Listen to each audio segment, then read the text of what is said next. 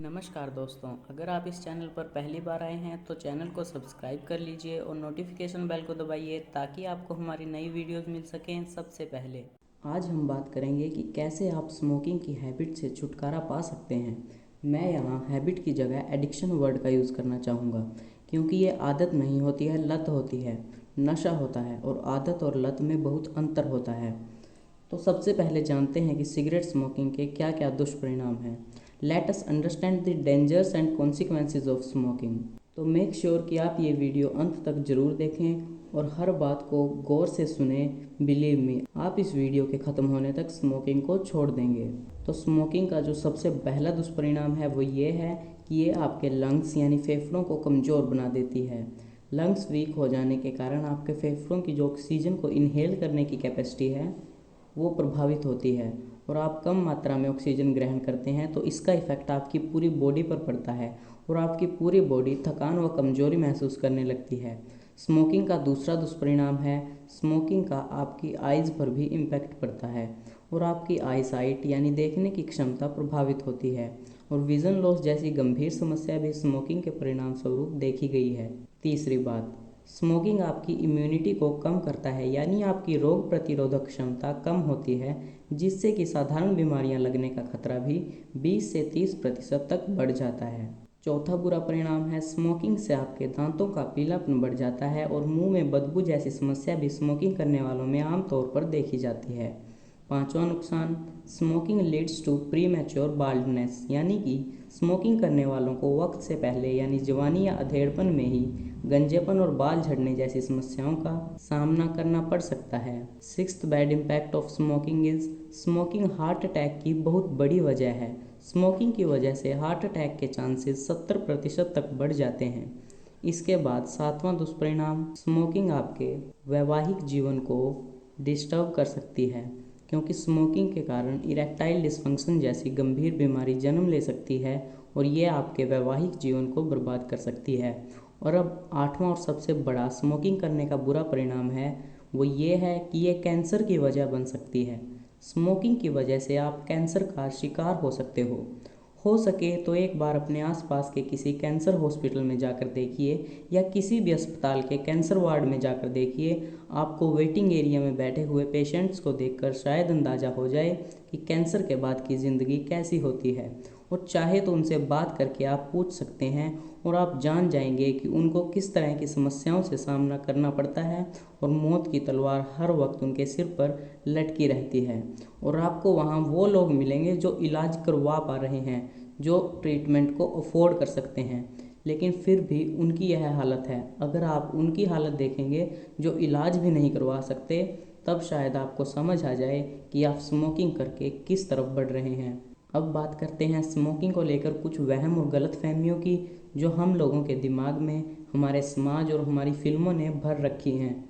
सबसे पहली बात कि smoking is not cool in any way. बहुत से युवा कूल दिखने के चक्कर में स्मोकिंग शुरू करते हैं और फिर निकोटीन उनके नर्वस सिस्टम पर ऐसा असर करता है कि यह शरीर की ज़रूरत बन जाता है और स्मोकिंग करने वाला चाहकर भी स्मोकिंग नहीं छोड़ पाता। दूसरी बात कि स्मोकिंग करने से लड़कियां आपकी तरफ अट्रैक्ट नहीं होती। मोस्टली लड़कियां स्मोकिंग पसंद नहीं करती। 90% से ज़्यादा लड़कियों को स्मोकिंग करना और स्मोकिंग करने वाले लड़के पसंद नहीं होते। तो जो फिल्मों में दिखाया जाता है मूवी के हीरो को स्मोकिंग करते हुए, पहली बात तो ये ज़्यादातर फेक होता है। दूसरी बात, ये सिगरेट बनाने वाली कंपनियों का स्मोकिंग को प्रमोट करने का तरीका है और आप इसमें फंस जाते हैं। ये बहुत बड़ा बिजनेस है जिसका आप हिस्सा हो, लेकिन अपने आप को मिसलीड करने वाली बातों से दूर रखें। और ये ऐसा बिजनेस है जिससे सरकार की भी खूब कमाई होती है। कभी आपने सुना है कि सरकार ने तंबाकू पर टैक्स कम कर दिया? ऐसा कभी नहीं हुआ। और इसका कारण ये नहीं है कि सरकार इसे रोकना चाहती है इसलिए ज़्यादा टैक्स लगाती है, बल्कि कारण ये है कि सरकार जानती है कि तंबाकू प्रोडक्ट की लत जिनको है वे इसे खरीदेंगे ही, चाहे कुछ भी हो जाए, और इसीलिए अपनी कमाई बढ़ाने के लिए सरकार टैक्स बढ़ा देती है। आपको तो शायद ये भी ना पता हो कि जो सिगरेट आप 10 रुपए की खरीदते हैं उसको बनाने में मैक्सिमम 10 पैसे की लागत आती है। तो आप इस बात से ही अंदाज़ा लगाइए कि जिस चीज़ की मैन्युफैक्चरिंग कॉस्ट इतनी कम है और सेलिंग कॉस्ट लगभग 100 गुना है, तो इससे कितनी अर्निंग होती होगी। तीसरी बात कि स्मोकिंग भी हेरोइन के नशे के बराबर है। Smoking is equally addicted to heroin. तो जो लोग ये कहते हैं कि स्मोकिंग कोई बड़ा नशा नहीं है, तो उनके लिए जवाब ये है कि सिगरेट में जो निकोटीन पाया जाता है उसकी लत भी हेरोइन के नशे से कम नहीं है। तो अब बात करते हैं कि क्या तरीका है जिससे आप इस बुरी लत से छुटकारा पा सकते हैं। तो मैं आपको कोई मंत्र नहीं बताऊंगा जिसको बोलकर आप स्मोकिंग करना छोड़ देंगे, ना मैं आपको कोई जड़ी बूटी बताने वाला हूँ, ना मैं आपको कोई दवाई बताने वाला हूँ जिसका सेवन करके आप इस लत से छुटकारा पा लेंगे। मैं आपको सिर्फ कुछ लाइफस्टाइल चेंज करने के टिप्स देने वाला हूँ जो स्मोकिंग छोड़ने में आपकी मदद करेंगे। लेकिन ऐसा तभी होगा जब आप सच में स्मोकिंग छोड़ने का इरादा रखते हों। तो चलिए देखते हैं कि स्मोकिंग छोड़ने के कौन कौन से तरीके हैं। सबसे पहला तरीका है कि वो कारण पता कीजिए जिसकी वजह से आपने स्मोकिंग करना शुरू किया था। बहुत से लोग हैं जो दूसरों के इन्फ्लुएंस में आकर स्मोकिंग करना शुरू करते हैं, या फिर स्कूल या कॉलेज में सिर्फ एक बार ट्राई करने के नाम पर पहली सिगरेट का सेवन करते हैं जो धीरे धीरे लत में बदल जाती है। तो खुद से एक सवाल कीजिए कि जिस उद्देश्य से आपने स्मोकिंग करना शुरू किया था, क्या आपका वो उद्देश्य पूरा हुआ? क्या स्मोकिंग से आपको कभी सिर्फ कुछ पलों की फेक सेटिस्फैक्शन के अलावा कुछ और मिला? और आपने जो स्मोकिंग किया इस वजह से आपके फेफड़ों पर तो इसका असर पड़ना ही था, लेकिन उन लोगों के बारे में सोचिए जो स्मोक नहीं करते लेकिन वो आपके आसपास थे जब आप स्मोकिंग कर रहे थे। इस तरह से आपके स्मोकिंग करने का प्रभाव उनके ऊपर भी पड़ा, चाहे इसमें आपके खुद के बच्चे या आपके परिवार के बुजुर्ग और आपके परिवार के अन्य सदस्य या आपके साथ काम करने वाले लोग या कोई भी अनजान व्यक्ति भी शामिल हैं। इसको पैसिव स्मोकिंग कहा जाता है, यानी इंसान डायरेक्ट स्मोक ना करके स्मोकिंग करने वाले किसी इंसान के पास खड़ा है जब वह स्मोक कर रहा हो, तो दोनों ही व्यक्तियों पर इसका बुरा प्रभाव पड़ता है। अब आप खुद ही सोच कर देखिए कि कुछ लोग सिर्फ इस वजह से इनडायरेक्टली स्मोक कर रहे हैं क्योंकि वो आपके साथ हैं।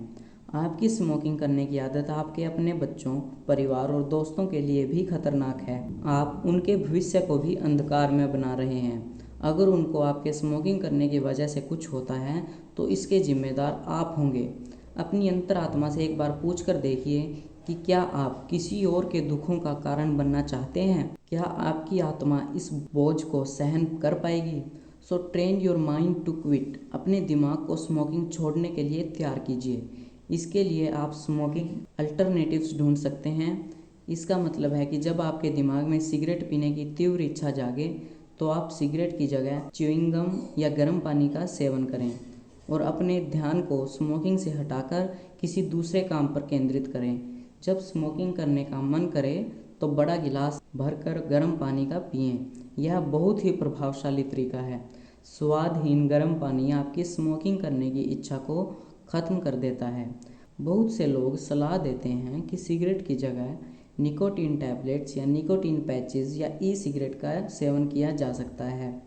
मैं उनकी इस बात से पूरी तरह डिसएग्री करता हूँ, क्योंकि ये तो कुछ ऐसा होगा कि एक लत को छोड़ने के लिए आप दूसरी लत लगा लेंगे। सिगरेट में निकोटीन के अलावा भी कई ऐसे केमिकल डाले जाते हैं जो स्मोकिंग करते वक्त आपके नर्वस सिस्टम को रिलैक्स और बेटर हेल्थियर होने का झूठा एहसास करवाते हैं। अगर सिगरेट पीने से रिलैक्स फील होता तो सारी दुनिया स्मोकिंग करने लग जाती। ये सिर्फ कुछ पलों के लिए आपके नर्वस सेंसेस को ब्लॉक कर देता है, जिससे आपको कुछ पलों के लिए टेंशन फ्री और रिलैक्स फील होता है। तो अपने दिमाग को रीप्रोग्राम कीजिए और रिलैक्स करने के लिए योग और मेडिटेशन कीजिए। इसके अलावा एक्सरसाइजेज और रनिंग करना शुरू कीजिए।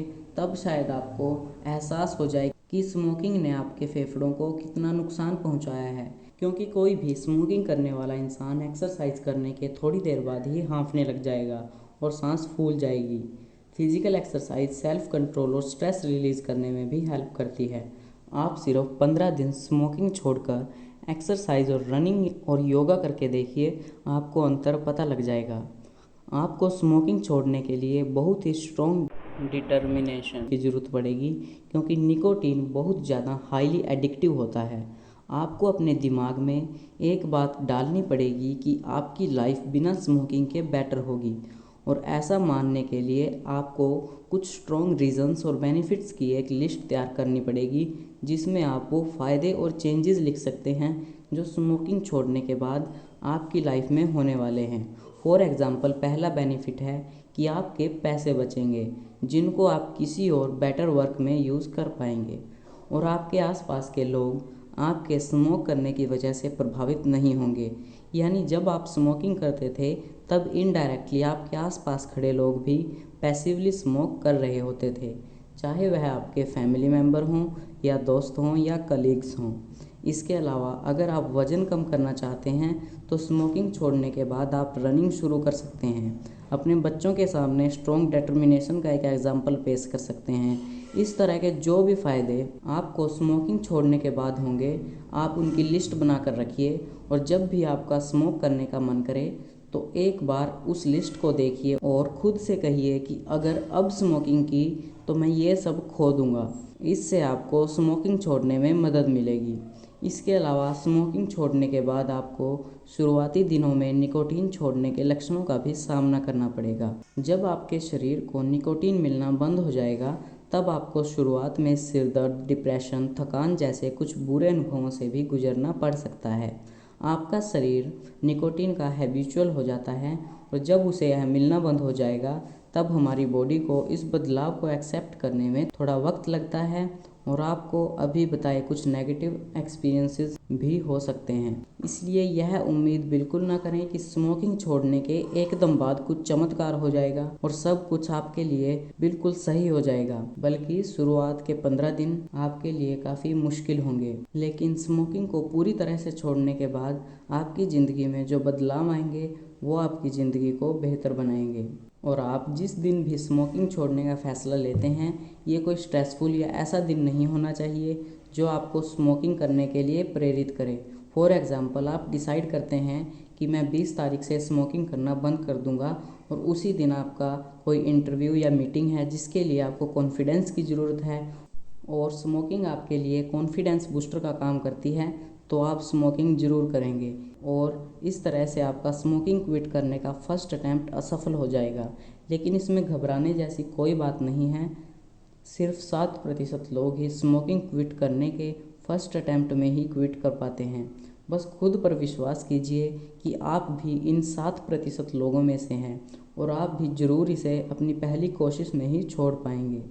इसके अलावा ये भी डिसाइड कीजिए कि आप किस तरह से स्मोकिंग छोड़ना चाहते हैं। आप एकदम से सिगरेट पीना बिल्कुल ही बंद कर देना चाहते हैं, या फिर आप धीरे धीरे करके हर रोज़ पी जाने वाली सिगरेट की संख्या कम करना चाहते हैं। अगर आप पहला तरीका चुनते हैं तो बहुत अच्छी बात है, लेकिन इसमें एक्सट्रीम डिटर्मिनेशन यानी दृढ़ संकल्प और पक्के इरादे की ज़रूरत पड़ेगी। और दूसरे तरीके में भी आपको ये निश्चित करना पड़ेगा कि मैं हर 2 दिन में या 3 दिन में 1 सिगरेट कम करूँगा, तभी आप स्मोकिंग छोड़ पाएंगे। और जब आप स्मोकिंग छोड़ने का निश्चय कर लें तो अपने कपड़े और बेड की चादरें वगैरह अच्छी तरह से धो लें, ताकि आपको सिगरेट की स्मेल से छुटकारा मिल सके। और भी स्मोकिंग से जुड़ी जो भी चीज़ें आपके पास हैं, जैसे लाइटर, सिगरेट के बॉक्स या एस्ट्रे वगैरह, उन सबको फेंक दें और उनसे छुटकारा पा लें, क्योंकि इन्हें देख देख कर आपको सिगरेट स्मोकिंग का बार बार मन करता रहेगा, और आपके लिए इससे छुटकारा पाना मुश्किल हो जाएगा। और ज़्यादा से ज़्यादा सोने की कोशिश करें, क्योंकि इससे स्ट्रेस कम होगा और आपके शरीर से निकोटीन भी जल्दी ही पूरी तरह से निकल जाएगा। हो सके तो अपने आसपास का वातावरण ऐसा बनाएं जो स्मोकिंग छोड़ने के इरादे की याद दिलाता रहे और आपको स्मोकिंग छोड़ने के लिए प्रेरित भी करें। जैसे कि आप अपने फ़ोन या कंप्यूटर का वॉलपेपर इस तरह का लगा सकते हैं जिसमें नो स्मोकिंग या स्मोकिंग छोड़ने को लेकर कोई मोटिवेशनल लाइन लिखी हो, और आप अपने कमरे या ऑफिस में इससे संबंधित इंस्पिरेशनल स्लोगन या फ़ोटो प्रिंट निकाल कर चिपका सकते हैं। और एक बात मैं ख़ास तौर पर कहना चाहूँगा कि कुछ लोग कहते हैं कि जब स्मोकिंग करने का मन करे तो उसकी जगह कॉफ़ी पी लें, तो प्लीज़ ऐसा ना करें। च्युइंगम या कैंडी आप यूज़ कर सकते हैं, लेकिन प्लीज़ कॉफ़ी ना पिएं, क्योंकि अगर आप स्मोकर हैं तो कॉफ़ी पीने के बाद आपकी सिगरेट पीने की इच्छा कम होने की बजाय और भी बढ़ जाती है। इससे बेहतर आप गर्म पानी पी सकते हैं। और इसके साथ ही अगर स्मोकिंग छोड़ने के बाद आपको कोई और स्मोकिंग करता हुआ दिखता है तो आपका दिमाग आपसे कहेगा कि वो भी तो स्मोकिंग कर रहा है, ये कोई बड़ी बात नहीं है, बस आज स्मोक कर लो, कल से छोड़ देना। अगर तो ऐसे मौके पर आपने खुद को स्मोक करने से रोक लिया तब तो आपको स्मोकिंग छोड़ने से कोई नहीं रोक सकता। लेकिन अगर आपने दिमाग की बात मान ली तो कोई भी आपकी स्मोकिंग छुड़वा नहीं सकता। याद रखिए, दिमाग को अपना गुलाम बनाकर रखिए, ना कि दिमाग के गुलाम बन जाइए। स्मोकिंग आपके दिमाग को फेक सेटिस्फैक्शन देता है, इसलिए आप में बार बार स्मोक करने की इच्छा उत्पन्न होती है। और अब लास्ट टिप, अगर आपको इस वीडियो से इनफ मोटिवेशन नहीं मिलती है तो एक बुक है the easy way to quit smoking by Allen Carr. Allen Carr इसके राइटर हैं। ये स्मोकिंग क्विट करने से संबंधित सबसे बेस्ट बुक है। हो सके तो एक बार इसे ज़रूर पढ़िए। यह बुक आपके लिए वरदान साबित होगी। अब वीडियो के लास्ट 2 मिनट में मैं आपको बता देता हूँ कि स्मोकिंग छोड़ने के कितने समय बाद आपके शरीर में क्या क्या बदलाव होंगे। इसे ध्यान से सुनना।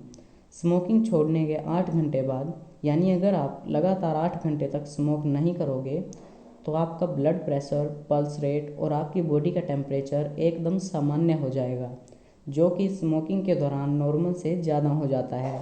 और सिर्फ 8 घंटे में आपकी बॉडी से निकोटीन लगभग 80% तक कम हो जाएगा। स्मोकिंग छोड़ने के 12 घंटे बाद आपका ब्लड ऑक्सीजन लेवल, यानी आपके खून में ऑक्सीजन का लेवल नॉर्मल हो जाएगा और कार्बन मोनोऑक्साइड का लेवल भी नॉर्मल हो जाएगा। 24 घंटे बाद आपको फ्रस्ट्रेशन और सिर दर्द जैसा हो सकता है, जो धीरे धीरे कम होकर लगभग 10 दिन में बिल्कुल खत्म हो जाएगा।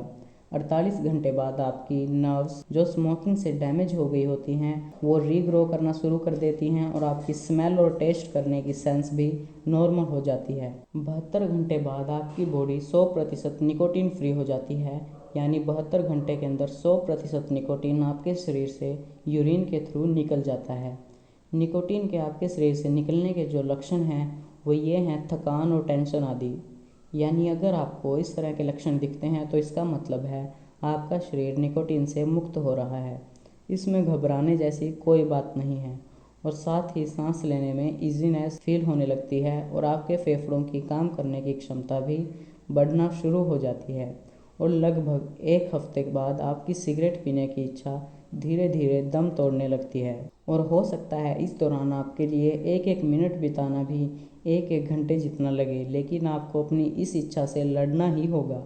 2 हफ्ते बाद आप इस लत से लगभग छुटकारा पा चुके होंगे और आपके मसूड़ों और दांतों में खून का दौरा सामान्य हो जाएगा।